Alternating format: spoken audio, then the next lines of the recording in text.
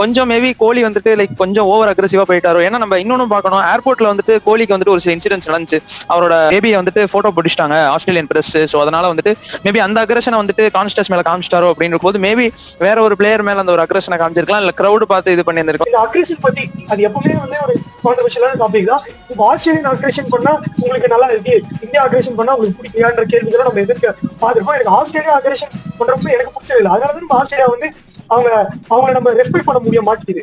திருப்பி அதே வேலையை நம்ம பண்ணோம்னா அது திருப்பியும் நல்லா இல்லை பாக்குறதுக்குன்றதான் என்னோட கருத்து. அண்ட் அவர் பெருசா ஒரு செஞ்சுரியெல்லாம் அடிக்கல, அவர் ஒரு 30s இருக்கப்பவே போய் முட்டிட்டாரு.